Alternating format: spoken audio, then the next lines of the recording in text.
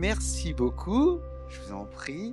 Alors voilà, table ronde de 3 consacrée aux conséquences du cancer sur la vie personnelle et professionnelle pour les aidants. Alors, on en a parlé finalement dans la table ronde qui a précédé, mais là, on va plus aborder les solutions apportées notamment par la plateforme d'accompagnement et de répit qui organise cette journée aujourd'hui grâce à parce que l'information, parce qu'on l'a dit, l'information, bah, il faut la faire circuler et le fait de dire que cette plateforme d'accompagnement et de répit existe, c'est important, mais c'est important aussi que la plateforme montre qu'elle est toujours là, qu'elle existe toujours. Il ne vous aura pas échappé, donc cette journée est organisée par la plateforme de répit, événement donc qui est l'occasion de présenter les solutions mises en œuvre ici dans le département, puisque c'est de ça dont on parle, on habite tous dans les Deux-Sèvres, pour accompagner les aidants et soutenir les proches d'une personne ayant un cancer. Fatigue physique, fatigue psychologique, on vient d'en parler, elle peut être réelle chez beaucoup d'aidants, alors que l'attention, et c'est normal en fait, se porte sur la personne malade, même si on essaye de faire, et les médecins, les professionnels de santé, les soignants essayent quand même d'être attentifs aujourd'hui aux aidants. Madame Mansois, Thérèse Mansois, bonjour, on va vous passer un micro. Je vais commencer avec vous parce que justement, vous êtes Merci. aidante. On en a parlé aujourd'hui, on n'en avait pas encore. C'est vous la première qui allait témoigner. En tant qu'aidante auprès de votre mari, il est soigné à Niort, si je Oui, me souviens bien, oui. en service d'oncogériatrie. C'est quoi votre quotidien d'aidante?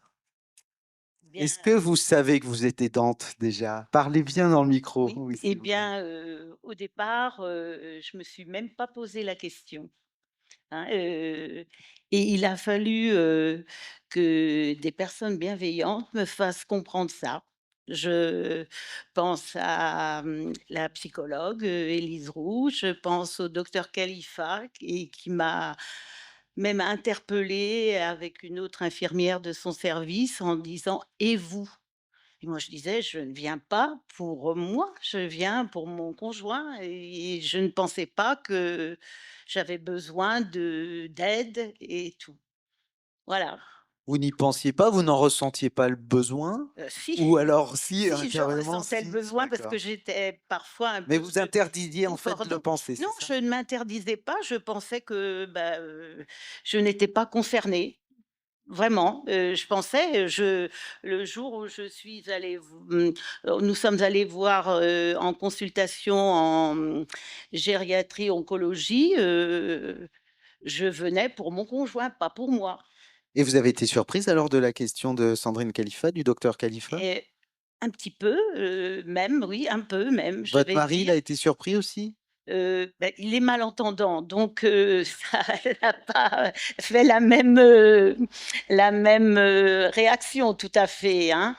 Mais après nous en avons discuté, il a bien compris et c'est pourquoi aujourd'hui il m'a, poussée et dire: «Oui, oui, va, va», et puis maintenant j'accepte, toutes les propositions et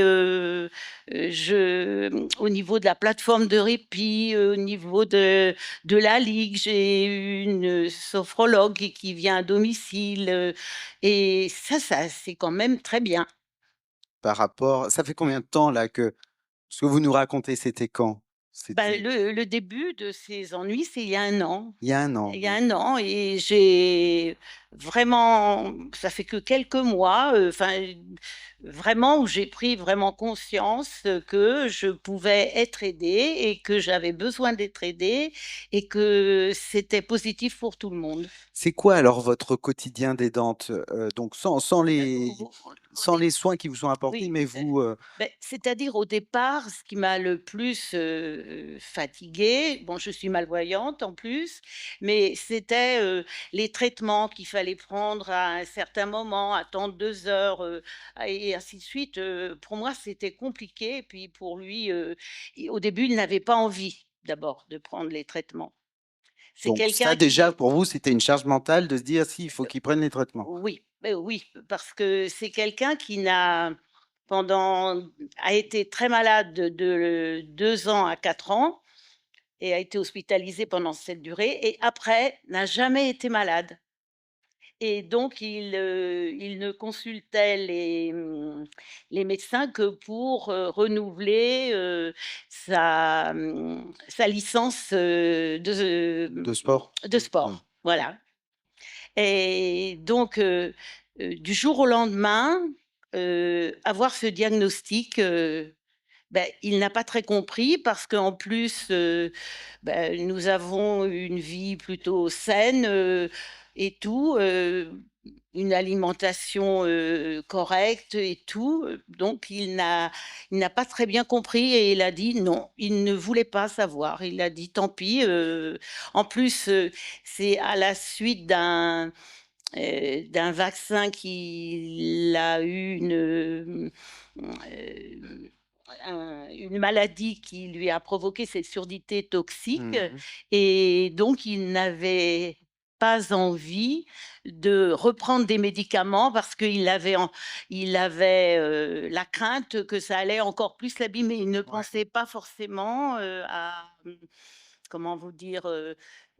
Aux bénéfices qu'il pouvait en tirer, Voilà, en fait, voilà, hein, c'est ça, ouais. absolument, absolument pas. Mais vous, en tant qu'aidante, donc voilà, vous devez, faire attention enfin, le soutenir justement, Oui, oui, oui, l'aider, dans oui, cette, oui.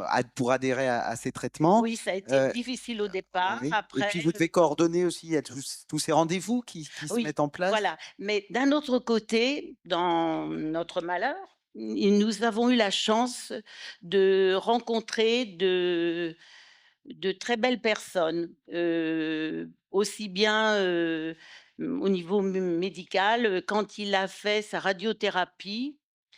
Bon, c'était très fatigant d'aller tous les jours, au centre hospitalier. Vous n'habitez pas à Niort, hein, c'est ça? Non, non, alors il fallait heureusement, bon, il y a eu les ambulanciers, les taxis Ouais. et tout, mais c'était quand même fatigant tout cela. Mais, très vite, le personnel de radiothérapie, avec beaucoup de bienveillance, l'a amené à se réconcilier avec le monde médical. Et il a appris à les connaître tous et toutes par leur prénom, et c'est pour lui, ça a été mais vraiment, extraordinaire, et donc moi, ça m'a fait un petit peu de répit aussi, hein. Aussi, oui, effectivement, Voilà. oui. En tout cas, ça vous a soulagé le fait Oui, qu'il oui. finalement, il retrouve une bienveillance Oui, dans ah le oui, oui, milieu oui, et puis il médical. est toujours, oui, toujours, satisfait des traitements, heu, qu'il a eus, mais par contre, il n'est pas satisfait des conséquences qui l'épuisent énormément. Ça Aujourd'hui, Ah comment oui, il oui, va? c'est Ouais, il est très, très fatigué? très, très épuisé, et c'est pour ça, nous avons vu monsieur Gouillonnet également, qui était venu, faire, et pourtant c'était un sportif, déjà bien de haut niveau et tout, mais pour l'instant, il ne se sent pas capable, et ça me pose quand même, des quelques problèmes. Alors, on va reparler de vous, tout à l'heure. Emma Moyon, alors, on voit bien l'intérêt d'être aidé quand Ah on oui, est aidant. Oui, absolument. oui, oui, on voit Il faut bien toujours demander de l'aide et toujours demander et puis et si on la toujours demande pas, on voit parler. bien que les soignants vont vous la proposer Oui, maintenant. C'est oui. ça qui a changé Mais, aussi dans ce parcours. excusez-moi, le fait de ne pas pouvoir accepter, quelquefois, il y a le problème du déplacement, mais il y a aussi le problème de la fatigue, et quand c'est vraiment trop difficile, combien de fois je l'ai vu se préparer pour aller faire une marche, et puis, il franchit la porte et 1 mètre plus, il revient, et pourtant c'était quelqu'un de très sportif. Mmh. Voilà. Il y a cette temporalité aussi dont on parlait tout à l'heure, Oui, avec, des périodes où il y a cette très forte fatigue et puis, oui. d'autres périodes Mmh, où ça ira mieux, où il mmh. pourra justement, faire Oui, ses marches parce oui. qu'il a cette volonté, si j'ai bien compris aussi. Il veut bien et tout, mais il a aussi bénéficié de l'aide d'Élise Roux, la Ouais. psychologue, et il a pu exprimer, sa colère. Ça, c'est parce qu'il était, voilà, en colère. On l'a dit tout à l'heure, hein, c'est Ouais, normal, c'est ouais, quelque chose, en tout cas, une ouais. démarche normale. Emma Moyon, je disais, oui, c'est important d'être accompagné quand on est aidant, reste à savoir par qui? En effet, par qui, mais aussi qui sont les aidants. On l'a abordé sur les 2 premières tables rondes. Oui, puis Thérèse Mansois vient de le dire, Voi c'était pas spécialement exactement. définie comme aidante. Exactement, la principale difficulté pour accompagner les aidants, c'est déjà qu'ils s'identifient eux-mêmes à être aidants, hein. Donc ça, c'est une première difficulté et celle qu'on rencontre dans la plupart des accompagnements. Avant de mettre en place quoi que ce soit et que les aidants puissent nous contacter, nous, en tant que plateforme de répit. Donc à noter, en France, il y a quand même 11 millions de proches aidants, dont 5 millions qui accompagnent une personne atteinte d'un cancer. Et donc, il n'y a pas un profil d'aidant, il y a bien sûr une pluralité d'aidants, hein. On peut être parent, conjoint, enfant, on l'a bien vu. Et donc, on peut aussi être jeune mineur, étudiant, en activité, retraité. Donc, tout ça, ça va aussi avoir un impact sur nous, la manière dont on va aborder l'accompagnement et sur ce que l'on va proposer. On l'a aussi abordé tout à l'heure, mais les aidants jouent un rôle donc, dans le quotidien et sur plein d'aspects, que ce soit l'aide aux soins, les aides de la vie quotidienne, les aides administratives, le soutien moral, psychologique. Voilà, l'aide, elle peut prendre plusieurs formes. Donc ça, c'est aussi important de pouvoir l'identifier. Et puis, elle se fait tout au long du parcours. Donc, on l'a évoqué aussi, le parcours, le post aussi cancer. Et donc, il y a notamment 3 moments qui sont identifiés, qui sont importants, où l'aidant a aussi un besoin d'être informé. C'est au moment de l'annonce, où là, il y a un réel chamboulement. On l'a pu aussi l'entendre dans le témoignage de Madame de Nice. Tout ce qui est aussi l'accompagnement aux soins à domicile et puis le post-cancer, où là, on a vraiment identifié une problématique importante et à laquelle il faut penser aussi. Donc, on va parler de cette plateforme de répit d'accompagnement qui justement vient en aide aux aidants. C'est sa raison d'être, on peut dire ça comme ça. Elle a été créée pour ça. Exactement, donc les plateformes de répit existent depuis quelques temps. Après, elles se sont déployées sur les territoires à des temporalités différentes. C'est un guichet unique d'information, d'orientation et d'accompagnement pour les proches aidants, donc qui accompagne au quotidien une personne donc soit atteinte d'une maladie neuroévolutive, d'une maladie chronique de type cancer, donc ça c'est plutôt récent, ou pour les aidants qui accompagnent un proche en perte d'autonomie liée à l'âge. Et donc, on a un guichet unique, mais on travaille aussi en concertation, en coopération et en articulation avec tout un tas de partenaires, de structures et d'associations. Donc, on peut le voir rapidement sur le schéma. Toutes les structures et les aides, les dispositifs qui peuvent graviter autour de la personne aidée, mais aussi du proche aidant, que ce soit au domicile, en structure ou aussi hors du domicile. Il y a tout un panel d'offres et donc nous, on est là aussi pour éclairer les aidants qui sont un petit peu perdus dans ce paysage. Alors, on va en reparler, mais concrètement, on va voir comment ça fonctionne avec une courte vidéo qu'on va lancer tout de suite. Dans votre travail ou autour de vous, vous croisez peut-être des aidants. Mais comment reconnaître un aidant? Qui sont-ils? Un aidant est une personne qui aide un proche, Parfois un conjoint, un enfant, un parent, un ami. en perte d'autonomie, liée à l'âge ou une maladie neuroévolutive, une maladie chronique invalidante. Concrètement, l'aidant est là au quotidien pour apporter Un soutien dans les démarches administratives, un soutien moral à son proche. de l'aide à la personne et à l'entretien du logement. Le quotidien des aidants peut être rapidement impacté.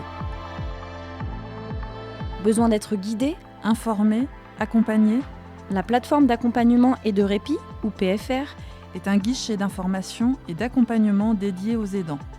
Elle a 4 grandes missions: information, soutien, accès aux solutions de répit. lien social. Les professionnels de la PFR sont là pour informer, conseiller, orienter les aidants vers les associations et les services qui existent sur le territoire, les aides possibles et mieux connaître leurs droits, de manière individualisée ou lors de temps d'information collectif.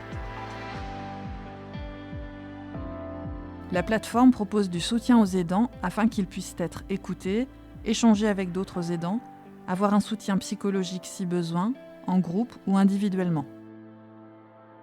La PFR 79 facilite l'accès aux solutions de répit pour permettre à l'aidant d'avoir du temps pour lui de bénéficier de relais auprès de son proche, à domicile, en structure ou lors de sorties, séjours, pour quelques heures, quelques jours ou quelques semaines.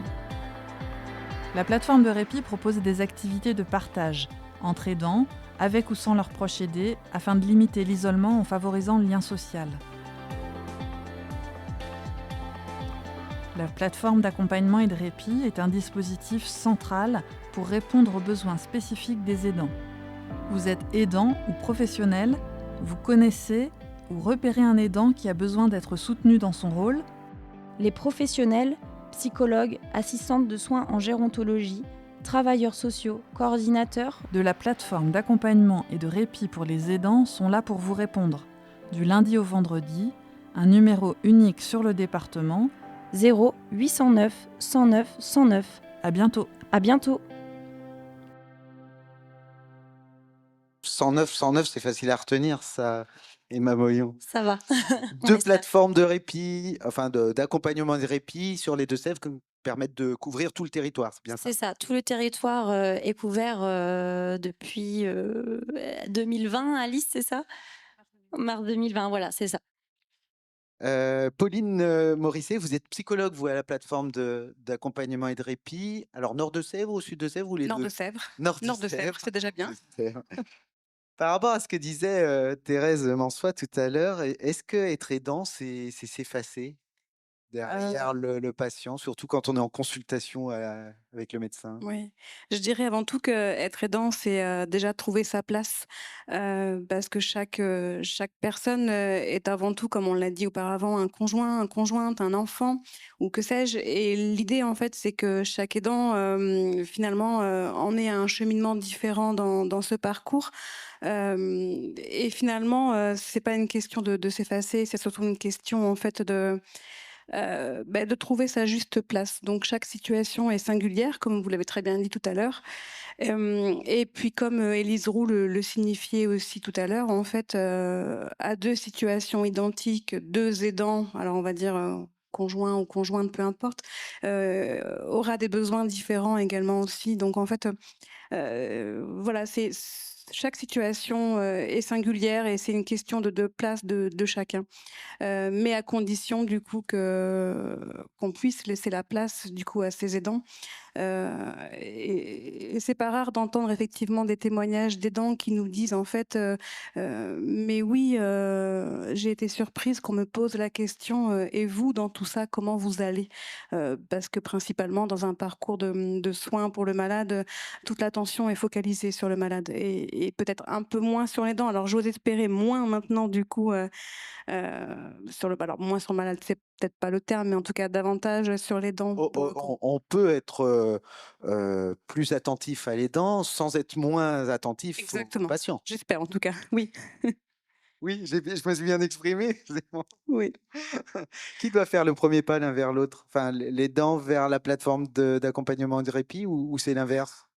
Alors, vous l'expliquez dans la vidéo, mais un peu les deux. Je vous laisse répondre peut-être ou... Vous allez toutes répondre si vous voulez.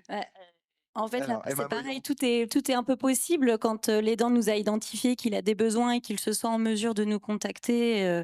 Il peut bien sûr nous contacter directement.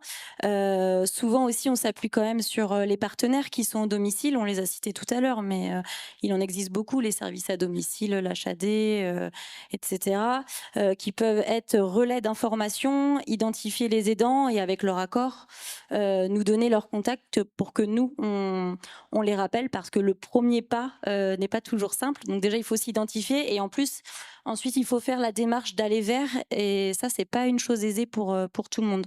Ce que vous dites avec leur accord, avec l'accord. Alors, pour qu'on puisse avoir les coordonnées des aidants, il faut bien sûr qu'ils puissent donner leur accord au partenaire pour que le partenaire nous partage leurs coordonnées. Voilà. Mais si Thérèse Mansois avait dit non, par exemple, donc rien ne se serait mis en place? Eh ben, en tout cas, nous, on ne peut pas rappeler les gens si on n'a pas eu l'autorisation d'avoir leurs coordonnées. Mais par contre, en effet, rien n'empêche le partenaire de quand même de nous interpeller et on peut voir si, en fonction des intervenants qu'il y a au domicile, on peut trouver aussi des biais. Bien sûr, on ne laisse pas un aidant sans réponse et s'il y a un besoin qui a été identifié. Thérèse Mansois, quelles solutions ont été mises en place pour vous? Dites-nous tout. Parce que vous avez dit: «On s'occupe bien de moi maintenant», mais on veut savoir comment on Oui, s'occupe de vous? eh bien, Voilà. comment je vais dire? Vous avez un J'ai transport solidaire, je crois déjà? Voilà, un transport solidaire, absolument. Ça, j'ai trouvé bien parce qu'au départ, j'ai frappé à plusieurs portes et puis, bon, comme je ne savais pas tout, je suis malvoyante, donc j'avais bien les feuilles, mais moi, je n'ai pas vu ça. Ah, vous êtes malvoyante, donc ça, c'est quelque chose peut-être qui avait pas aussi enfin, Et c'est assez pris sérieusement, c'est ça, Bah, et je peux me débrouiller dans certains actes de la vie quotidienne Oui, mais sans pour difficulté, mais pour d'autres, l'administratif, pour tout ce qui est administratif, paperasserie, c'est compliqué un même sans peu, être hein. malvoyant, de toute façon, c'est Oui, ça je compliqué. le reconnais Effectivement, volontiers, ça hein, ajoute quelque je le chose. reconnais volontiers, hein. Et donc, Donc transport solidaire, c'est-à-dire, en fait, très bien, ça consiste en quoi? eh bien, ce sont des personnes bénévoles qui acceptent, de nous véhiculer et nous devons donner, une participation symbolique pour, défrayer pour Mmh. les frais d'essence, par exemple. Voilà. Donc c'est pour aller faire les c'est pas que pour les soins là, c'est Non, pour aller faire non, des c'est courses? par exemple, moi, c'était le ravitaillement parce qu'avant, vu que je ne conduisais plus depuis 25 ans, j'étais, véhiculée par mon conjoint donc du jour au lendemain, ça a été compliqué. Oui, Alors j'ai c'est des voisins charmants qui l'ont fait, mais ce sont des personnes qui travaillent et faire les courses à, 17 h le soir ou de 19 h, moi je pouvais plus, hein. bien sûr. Vous avez aussi des alors on m'a dit, hein, Mmh. des heures de répit, via Oui. justement la plateforme d'accompagnement et de répit. Oui, alors, j'ai eu, personnes, qui sont venues me chercher. Je suis allée, bah, ça c'est grâce au docteur Khalifa et quand je vois que tout se met en place, mon docteur également, médecin traitant Oui. et je vais à l'EHPAD de la crèche où je rejoins des personnes et je participe à des activités physiques adaptées. Donc c'est ça les heures de répit? C'est Oui, oui, oui, oui. Bah, d'accord. hier, par exemple, nous sommes allés au centre de loisirs de la crèche où nous avons participé à un atelier cuisine avec, c'était très sympathique et ça C'était permet très bon d'ouvrir. aussi, je s C'était très agréable c'était quoi? et Dites-nous. et le contact avec les enfants était très C'était réjouissant. avec des enfants, Ah oui, d'accord, des d'accord. jeunes Oui, enfants, c'était à la crèche, oui, oui, de oui. jeunes enfants de 5 et 6 ans. Vous avez préparé quoi? Des brochettes de fruits. En plus, ça répond aux recommandations, Voilà. alimentaires. Voilà, C'est mais c'était important. très bien, c'était très bien Oui, et ça vous puis, sort de votre quotidien oui, justement, oui, et votre mari le comprend tout à ah fait. oui, oui, même Mmh, il oui. est très satisfait de ce qui se passe là. Je suis, je suis allée aussi à des ateliers cuisine. Je n'arrive même plus à parce qu'il y a des sigles, alors je ne sais plus qui organise qui, mais en tout cas, moi, je suis bien, satisfaite de tout cela et j'accepte, maintenant tout ce qu'on me propose. Eh, Mamoyon, c'est le témoignage de Thérèse Mansois, il est incroyable justement par rapport à ça. On se rend compte que s'il n'y avait pas eu Il a fallu un cette petit déclic, attention, oui, ouais, c'est oui, ça, cette oui, attention oui, du docteur, oui, ça c'est vous vrai. aujourd'hui, vous ne Merci, seriez pas sur le canapé. Alors merci. c'est pas le canapé de Michel Drucker, mais il est rouge quand même. Mais en tout cas, vous ne seriez pas là Oui, aujourd'hui. oui, oui, il a fallu, ça est vraiment je dis, mais vraiment nous avons rencontré beaucoup de bienveillance, beaucoup d'écoute, beaucoup d'aide bon même mais avant j'étais quelqu'un qui aidait, je beaucoup, et accepter de recevoir de l'aide, ça m'a, interpellée Oui, mais disons. aidant enfin être aidant, aider, c'est une belle chose. Oui, C'est la générosité. Ce qu'il oui. faut, c'est comme disait, Pauline, Morisset, c'est Mmh, de ne pas s'effacer effectivement. mmh, Emma Moyon, oui, je disais, mmh. s'il n'y avait pas eu la bienveillance du médecin, Oui, c'est ça, on n'en serait pas là mais on aujourd'hui. le voit sur beaucoup de situations. En fait, la démarche la plus dure, donc, c'est de s'identifier, de faire le premier pas. Mais par contre, une fois que les aidants, entre guillemets, sont rentrés dans un parcours d'accompagnement et qu'ils bénéficient de différentes aides, on voit qu'ils sont preneurs, dès qu'on leur propose quelque chose. Donc ça, c'est vrai que c'est vraiment cette, 1re étape qui est vraiment, la plus difficile et où nous, on voit qu'on a des difficultés à toucher les aidants. Mais par contre, une fois qu'ils sont dans le parcours d'accompagnement, après, Ça c'est vous parti. conforte aussi dans le fait que cette plateforme d'accompagnement et de répit, elle est nécessaire, Ah oui. elle est pertinente. Ça vous conforte aussi dans le travail que vous faites, c'est important. C'est vrai que les témoignages et les retours, voilà, des aidants et puis aussi, voilà, des proches accompagnés, c'est pour nous, c'est très encourageant, et puis ça nous permet de poursuivre un peu, à déployer notre offre, et à continuer et à persévérer aussi et puis à continuer, à organiser ce type d'événement pour être identifié, se faire connaître aussi des professionnels, des associations pour que l'information soit relayée et justement qu'on puisse enclencher tous ces déclics. Et vous, Pauline Morisset, donc comment est-ce que on peut aller vous voir comment est-ce que Thérèse Mansois, par exemple, est-ce qu'elle doit prendre rendez-vous avec vous pour vous rencontrer en tant que psychologue? Comment ça se passe? Il y a différentes possibilités. Soit comme l'a dit Emma, c'est, la personne elle-même qui nous contacte, pour, signifier de son besoin et dans ce cas-là, moi-même, on peut voir pour prendre un rendez-vous ou alors, je peux orienter vers, d'autres professionnels libéraux qui sont conventionnés avec la plateforme de répit. C'est pareil pour le sud de Sèvres également, avec l'idée qu'on puisse couvrir tout le territoire. Ou alors, c'est par la force du travail partenarial, qui œuvre, auprès des patients, nos fameux yeux comme, les collègues disaient tout à l'heure, qui vont repérer du coup au domicile, des situations et puis qui vont évoquer la plateforme du coup, aux personnes. Heu, voilà, recueillir les coordonnées du coup des personnes et leur consentement, de façon à ce qu'après on puisse les rappeler et convenir d'un rendez-vous pour se rencontrer. Avec l'avantage qu'on peut proposer des rendez-vous du coup soit en extérieur, ou soit à domicile des personnes. Ce qui est un vrai levier, je pense, la force de l'accompagnement aussi puisque du coup, voilà, on est encore sur des dispositifs hors les murs où on va du coup, vers les personnes au domicile. Si le médecin n'avait pas n'avait pas proposé ça à Thérèse Mansois, est-ce que quelqu'un d'extérieur peut mettre les dents justement face à cette réalité en lui disant je crois que tu as besoin d'aide toi aussi, d'être accompagné. Est-ce que tu veux que je sais qu'il y a un dispositif ou même sans savoir qu'il y a un dispositif, est-ce qu'il doit le mettre justement face à cette réalité? Ça peut être mal compris, mal entraîner des réactions inverses de la part de l'aidant. On l'a dit tout à l'heure encore, c'est une question de temporalité finalement. Chaque personne va cheminer à son rythme, parce que voilà, avant d'être aidant, on est conjoint, Mais conjointe quand on est et proche, on n'a pas toujours cette mais notion justement de mais j'en reviens à l'image de temporalité. semer des petits cailloux. Parfois, ça va être effectivement le médecin, le service de soins. Parfois, ça va être le voisin qui va dire: «Eh, tu te rends compte là, tu es fatigué, tu pourrais faire attention à toi». Donc on en revient sur semer des petits cailloux, voilà, donner l'information jusqu'au jour où, ça prend en fait et c'est de là que nous arrivent les personnes. Tu voulais rajouter? Je voulais juste compléter, on l'a évoqué aussi, mais ce lien de confiance, que l'info soit donnée aussi par un professionnel ou un proche, hein, mais où voilà, il peut y avoir ce lien de confiance qui est déjà créé. Tout de suite, l'information, elle peut être aussi, mieux reçue et ça peut être plus facilitant pour la suite. Disons que c'est vrai que cette maladresse, bon, quand on est proche, on n'a pas cette expertise que vous avez. Et oui, Thérèse Mansois, vous êtes d'accord? Est-ce que si quelqu'un de votre famille vous en avait parlé, est-ce que ça aurait le même impact que le médecin?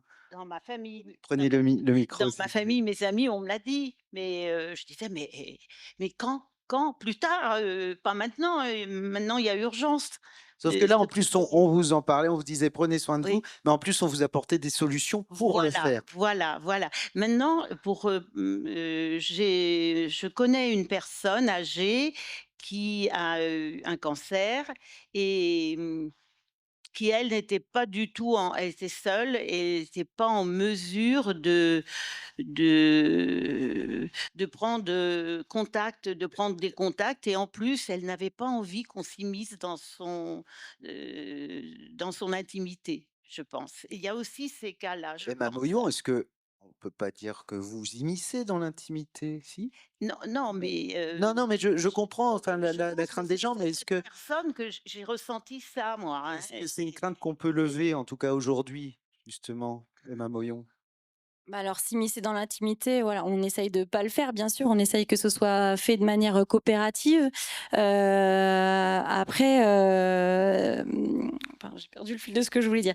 Non, mais Le oui, fait de le lever, c'est incompréhension peut-être. Vous n'imposez rien déjà? non, on n'impose rien. On veut vraiment que ce soit de manière coopérative. Alors après, un premier échange téléphonique, on essaye voilà d'engager ça. Ça n'engage en rien. C'est pas parce qu'on a un premier échange téléphonique avec un professionnel de la plateforme qu'on va bénéficier d'un accompagnement. Mais en tout cas, ce premier échange téléphonique, il peut être quand même important parce que il permet quand même d'évaluer le besoin, un premier besoin, et de voir de quelle manière on va aborder l'approche et qu'est-ce que l'on va proposer.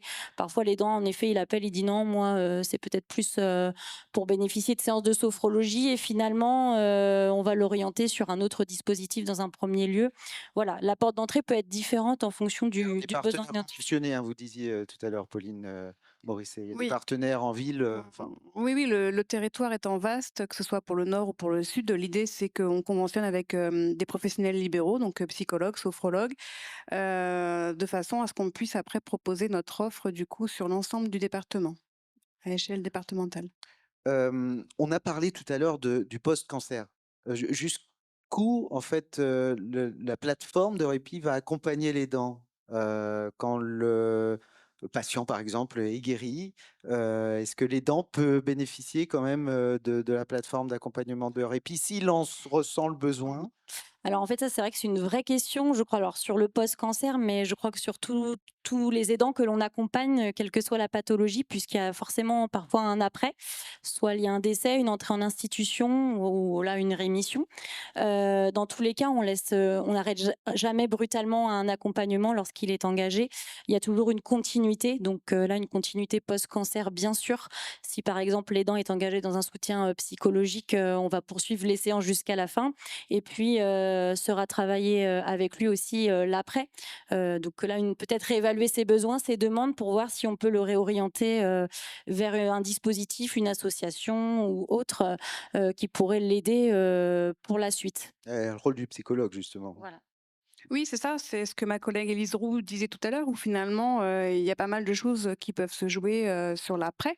On parle d'effondrement, ou encore on en revient à la question de la temporalité, ou des représentations qu'on peut avoir aussi par rapport à cette question de la rémission, où effectivement dans la représentation que les personnes de l'entourage ou même plus élargie peuvent avoir, rémission égale guérison, sauf que pas forcément. Il y a toujours une histoire de rythme encore à adapter pour la personne malade et son proche aidant. Donc oui, oui, c'est d'autant plus nécessaire d'être vigilant à ce post-cancer, effectivement. Thérèse Mansois, vous êtes retraitée, vous? Oui. j'étais en invalidité avant d'être traitée. D'accord. Ce que je veux demander à Emma et à Pauline, c'est que vous n'accompagnez pas que des personnes retraitées, que des aidants retraités. Est-ce que justement l'accompagnement est adapté différemment? Est-ce qu'il est différent quand c'est une personne qui a son boulot et puis qui est aidant d'un enfant ou d'un conjoint? Oui, tout à fait. Donc oui, on s'adresse à tout public, et en effet, les besoins peuvent être différents d'une personne à l'autre, et en fonction aussi de si la personne est en activité ou non. Donc déjà, il y a la contrainte de temps disponible. Alors déjà lié aussi à l'accompagnement au quotidien auprès du proche, mais aussi il y a une activité. Donc là, en effet, l'idée, nous, c'est d'avoir un panel assez diversifié d'offres qui continue à se développer tout le temps lorsqu'on évalue des besoins. Et donc l'idée, c'est de s'adapter aux différents rythmes de tous les aidants, aux différents profils, voilà, jeunes, moins jeunes. Donc voilà, l'idée, c'est vraiment d'être dans cette recherche de développer l'offre, et on s'appuie aussi sur les offres existantes, hein. Nous, on a une offre spécifique pour les aidants en interne, mais bien sûr, il y a plusieurs acteurs, plein d'acteurs qui Comme le proposent. DAC qui disait, enfin, Voilà, le Jean-Marie DAC, il y a la Khalifa qui Ligue. disait, on est en soutien. Exactement. On ne vient pas remplacer On des vient pas dispositifs qui remplacer, existent. exactement. Et c'est l'émission des PFR, c'est aussi de venir en articulation avec les acteurs. Et aussi, j'ai retrouvé l'idée de tout à l'heure. En effet, nous, on est étiquetés pour les aidants. Il est important que les aidants puissent s'identifier comme tels, mais il y a des aidants qui dans leur parcours, qui ne vont jamais s'identifier comme tels. Il faut aussi le prendre en compte. Et c'est aussi important de pouvoir leur proposer, pour le coup, aussi une alternative ou qui n'est pas étiquetée aidant. Et c'est vrai que là, on s'appuie, par exemple, sur les centres socioculturels qui ont une offre d'activités diverses, de loisirs, de bien-être, etc., et qui ne sont pas étiquetées. Et je pense que c'est important aussi que l'on puisse communiquer sur ces actions-là. Oui, effectivement, c'est important. C'est important en tout cas de le dire aujourd'hui. Et puis il y a de ces témoignages aussi quand même qu'on entend, vous, de vous, Thérèse Mansoir. Pourquoi d'ailleurs vous avez accepté aujourd'hui de venir? On m'a proposé, j'accepte tout en ce Ah moment. oui, c'est vrai qu'en Alors, ce moment vous acceptez tout. chaque fois, j'aime bien tout le relationnel et puis, je pense que c'est bénéfique pour tout le monde. Alors, voilà, Et je sans crois, est-ce qu'il y a des prétention. questions pour Thérèse Mansoir Mmh. ou pour Emma Moyon sur la plateforme de répit? Alors c'est pas une question, j'imagine, Sandrine Khalifa, une réaction? On parle beaucoup de vous dans les autres tables rondes, en tout cas.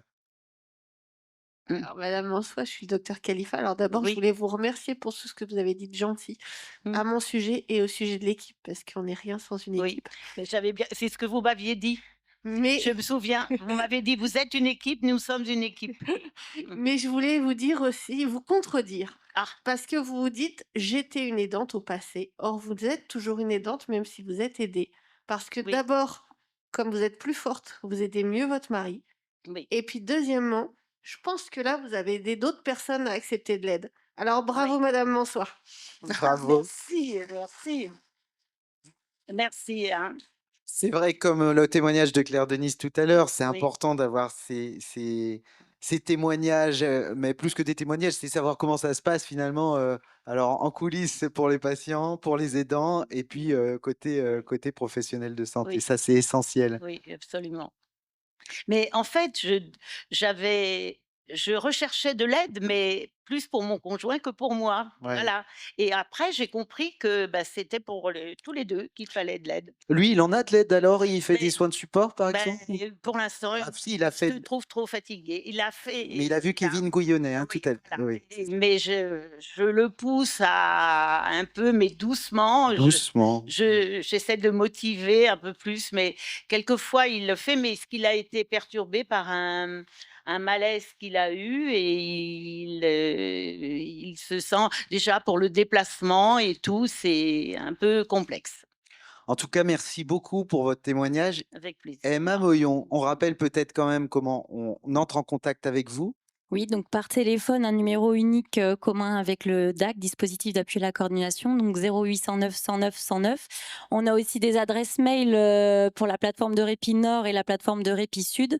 On vous invite à venir prendre nos coordonnées sur le stand. On a des plaquettes communes. Et puis on a aussi, on est visible sur Internet, sur le site Soutenir les aidants et sur Facebook également, voilà, et LinkedIn pour les professionnels.